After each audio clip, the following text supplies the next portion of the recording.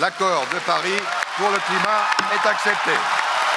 Très souvent, lorsqu'on parle des COP, on montre le tableau final, si je puis dire, où je tape et où la salle se lève. Il y avait une joie extraordinaire. Pourquoi? Parce que toutes ces personnalités travaillaient depuis 15 ans, 20 ans pour obtenir un accord. Et enfin, l'accord était là. Bon, il n'était pas du tout évident, pas du tout acquis qu'on obtienne ce succès.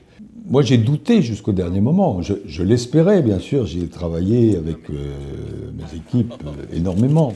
Mais c'était pas sûr. L'accord final lui-même, il ne pouvait exister et être valable que si tous les pays du monde l'acceptaient. Il y avait quelques pays pour lesquels le président français que j'étais de cette COP n'avait pas une influence considérable. En revanche, mon collègue chinois, qui est resté un ami, avait, enfin en tout cas la Chine, avait des liens forts que je connaissais avec ces pays. Ils étaient au nombre de 4.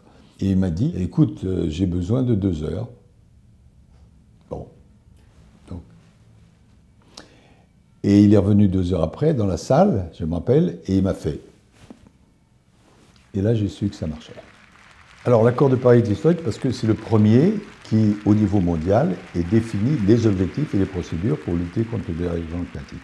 Avant l'accord de Paris, on pensait que la trajectoire nous conduisait vers plus 4 degrés, voire plus 5 degrés à la fin du siècle. Aujourd'hui, 10 ans après l'accord de Paris, on estime que ces chiffres ne sont plus 4 degrés ou 5 degrés, mais entre 2,8 et 3 degrés. Donc ça, c'est extrêmement positif. De même, le développement des énergies renouvelables. Mais, parce qu'il y a un énorme mais, 2,8 degrés ou 3 degrés, c'est encore beaucoup trop par rapport aux 1,5 degré qui sont l'objectif. Les efforts faits n'ont pas été suffisants.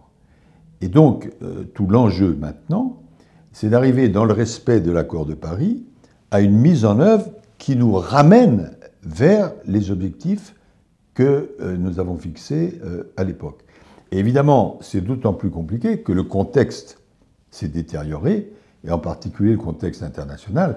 À l'époque, nous avions pu obtenir un accord des États-Unis, de la Chine, de la Russie, de l'Inde, de l'Europe, etc. Aujourd'hui, compte tenu notamment des tensions internationales, c'est beaucoup plus difficile.